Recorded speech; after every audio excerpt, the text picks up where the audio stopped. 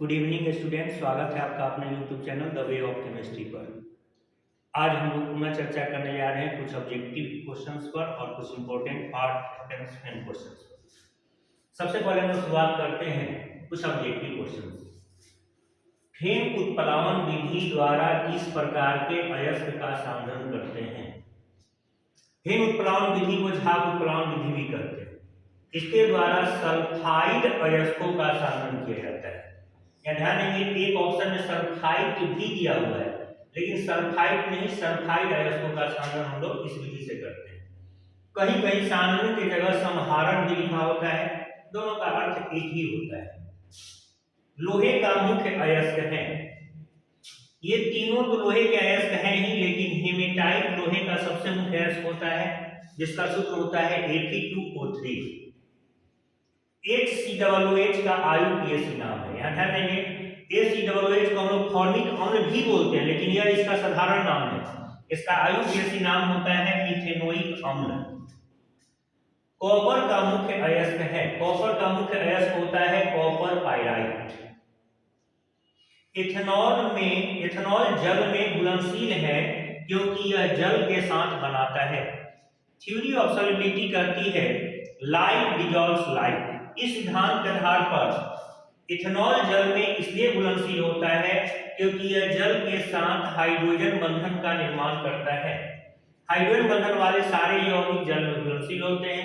Ethanol का सूत्र C2H5OH होता है, जिसमें हाइड्रोजन बंधन है, और जल में भी हाइड्रोजन बंधन है, इसलिए यह उसमें घुलनशील होता है। यहाँ ध्यान देंगे, अगला क्वेश्चन है CH3COCH3 का IUPAC नाम। 3 कार्बन को प्रोपेन करते हैं, प्रोपेन का ई हटा के ओन जोड़ते हैं, इसका IUPAC नाम हो जाता है प्रोपेनोन। अगला क्वेश्चन है ग्लूकोज निम्नलिखित में किस प्रकार का कार्बोहाइड्रेट है? ग्लूकोज मोनोसेकेराइड का उदाहरण है, क्योंकि जल अपघटन के बाद अन्य कार्बोहाइड्रेट में विघटित नहीं होता या नहीं होता है। CH3COOH है एक, CH3COOH में एक COOH है, और एक COOH जिसमें होते हैं उनको मोनोबेसिक अम्ल कहते हैं। सौरकी दोष के कारण ठोस का घनत्व। सौरकी दोष में 2 होल बनते हैं जहां थनाइन और विनाइन बराबर बराबर संख्या में गायब होते हैं, पहले भी हम पढ़ चुके हैं। तो चूंकि 2 आयन गायब हैं, इसलिए उनका द्रव्यमान कम हो जाता है, और द्रव्यमान कम होने के कारण घनत्व भी कम हो जाता है। नेक्स्ट क्वेश्चन एक न्यूमेरिकल है। Ni अर्थात निकेल Ni 0.98O1.00 में निकेल 2+ का प्रतिशत है। इसका प्रतिशत होता है 96%। लेकिन कैसे हम लोग आगे इसको सॉल्व करते हैं, तो यहां से नोट कर सकते हैं।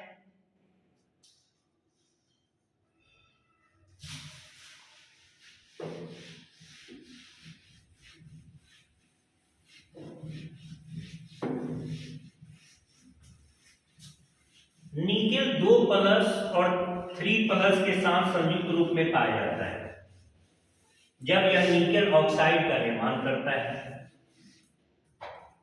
इस ऑब्जेक्टिव का जो लास्ट वाला ऑब्जेक्टिव था, इसमें हम लोग मान लेते हैं कि Ni2+ की मात्रा बराबर X, तो Ni3+ की मात्रा होगी 0.98 -X। अब चूंकि हम लोग जानते हैं कि कुल धन आवेश बराबर होता है कुल ऋण आवेश, क्योंकि अणु जो होते हैं, जो मॉलिक्यूल होते हैं, वो विद्युतीय उदासीन होते हैं। ऐसी अवस्था में 1 पर चार्ज है 2, और टोटल इसकी मात्रा हम लोगों ने माना है X, तो 2X 2+ की टोटल मात्रा होगी।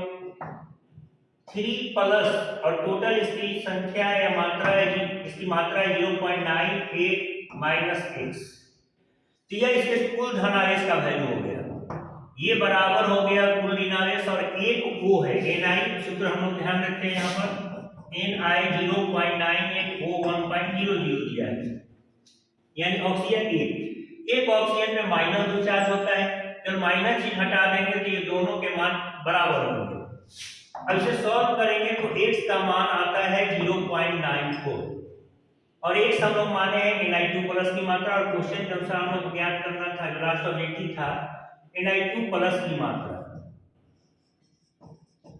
का प्रतिशत बराबर हो जाएगा 0.94 बाय 0.98 इंटू 100, अर्थात 0.98 में 0.94, इसे 100 में कितना, तो ये प्रतिशत आएगा करीब करीब 96%।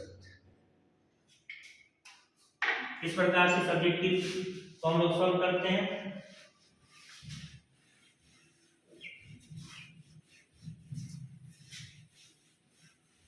हम लोग चर्चा कर रहे हैं कुछ important what happens when question पर। क्वेश्चन है क्या होता है जब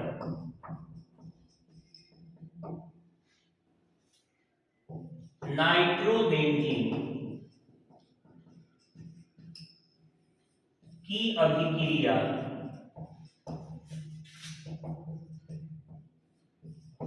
टीन और HCl से कराई जाती है।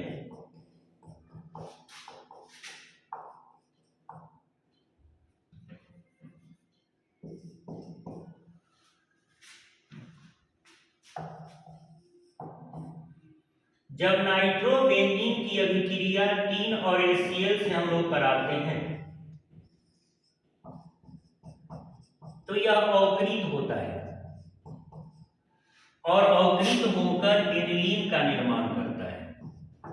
प्रयोगशाला में एनिलीन को हम लोग इसी विधि से प्राप्त करते हैं। इस क्वेश्चन का उत्तर होगा जब नाइट्रोबेंजीन को टीन और HCl के साथ अभिक्रिया कराया जाता है तो ऐसी अवस्था में नाइट्रोबेंजीन अवकृत होकर एनिलीन का निर्माण करता है।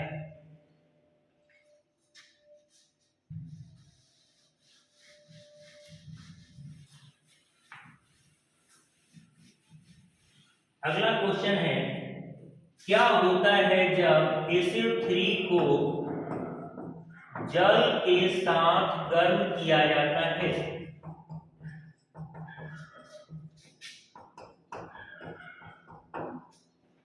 इस क्वेश्चन का आंसर होगा कि जब SO3 को जल के साथ गर्म किया जाता है तो ऐसी अवस्था में सल्फ्यूरिक अम्ल की प्राप्ति होती है। सल्फ्यूरिक अम्ल को हम लोग गंधकाम्ल भी कहते हैं। रिएक्शन कुछ इस प्रकार से होगा, H2S और 3 और 1 ऑक्सीजन संयोजन अभिक्रिया का यह उदाहरण है H2SO4 सल्फ्यूरिक एसिड।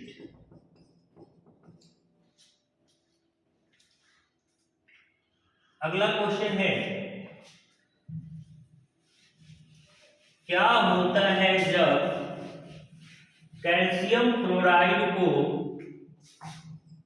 CF2 अर्थात कैल्शियम क्लोराइड को H2SO4 या फिर सल्फ्यूरिक एसिड या फिर गंधकाम्ल के साथ मिलाया जाता है।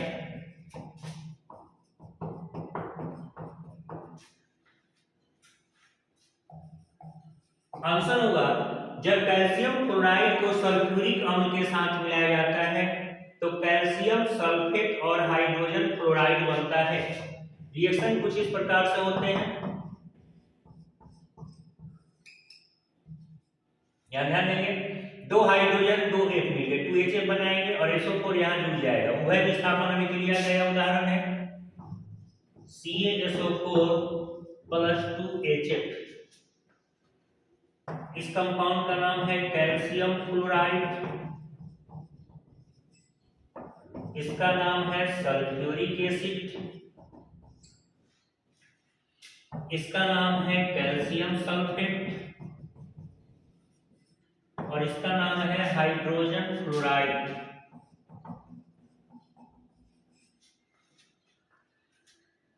अगला क्वेश्चन है क्या होता है जब कैल्शियम कार्बाइड की अभिक्रिया जल से कराई जाती है।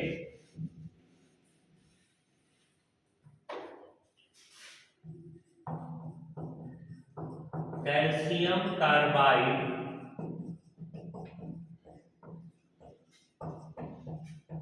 की अभिक्रिया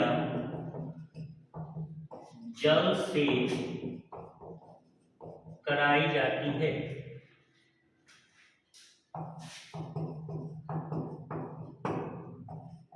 इस क्वेश्चन का आंसर होगा जब कैल्शियम कार्बाइड की अभिक्रिया जल से कराई जाती है तो ऐसी अवस्था में एसिटिलीन गैस की प्राप्ति होती है।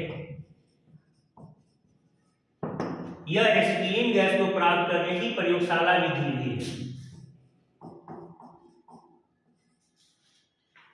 कैल्शियम कार्बाइड, इस रिएक्शन को अक्सर देखे होंगे, गैस वेल्डिंग जो किया जाता है वहां पर कैल्शियम कार्बाइड जो बिल्कुल दिखने में तो चूने की तरह ही होता है और पानी दोनों को मिलाकर एक सिलेंडर नुमा बर्तन में भर दिया जाता है। जो एसिटिलीन गैस निकलती है यह बहुत ही अच्छा ईंधन का कार्य करती है और इतना ज्यादा ऊष्मा देती है कि वेल्डिंग के कार्यों में भी इस ऊष्मा का प्रयोग हम लोग कर सकते हैं। गैस कटर के रूप में भी इस्तेमाल किया जाता है।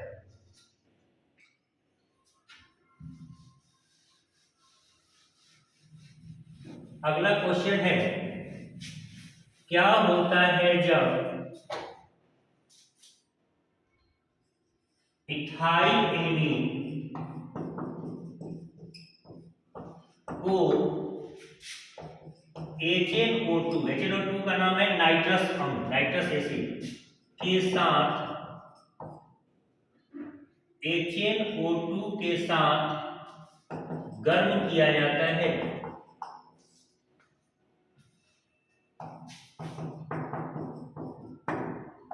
इस क्वेश्चन का आंसर होगा जब इथाइल एमीन को नाइट्रस अम्ल या HNO2 के साथ गर्म किया जाता है तो इथेनॉल की प्राप्ति होती है।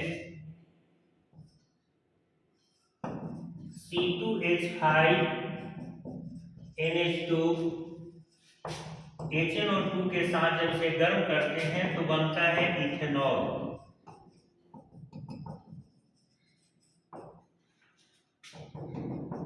यह है इथाइल एमीन। इसी रिएक्शन को हम लोग ऐसे भी लिख सकते हैं C2H5 NH2 plus HNO2 C2H5OH plus N2, N और N मिलकर के N2 और प्लस H2O।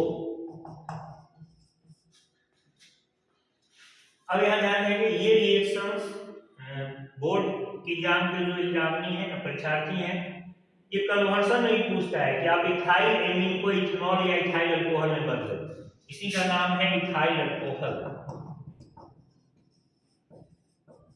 यह जो सवाल है वो कन्वर्सन नहीं पूछता है। यदि मान लिया जाए कि यही क्वेश्चन वाइस वर्सा यानी कह दे कि आप इथेनॉल को इथाइल एमीन में बदलें, तब क्या करेंगे? इथेनॉल में हम लोग अमोनिया मिलाएंगे और अमोनिया मिलाने के बाद तो सीधे रिएक्शन का उल्टा रिएक्शन होगा। यह क्वेश्चन है, क्या होता है जब इथेनॉल को अमोनिया के साथ गर्म किया जाता है? इथेनॉल जिसे इथाइल अल्कोहल भी कहते हैं वो अमोनिया के साथ गर्म किया जाता है।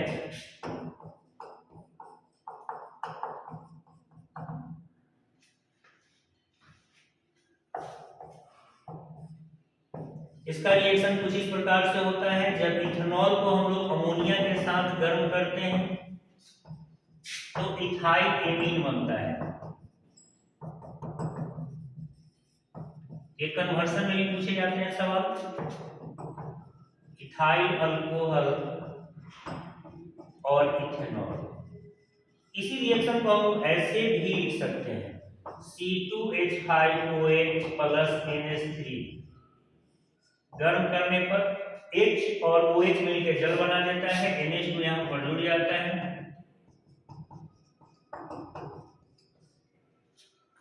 इस क्वेश्चन का उत्तर होगा कि जब इथाइल अल्कोहल या इथेनॉल को अमोनिया के साथ गर्म किया जाता है तो इथाइल एमीन की प्राप्ति होती है। यदि क्लास पसंद आया हो तो इसे लाइक करें, इसे ज़्यादा से ज़्यादा शेयर करें और चैनल को आपने अभी तक सब्सक्राइब नहीं किया है तो इसे सब्सक्राइब करें।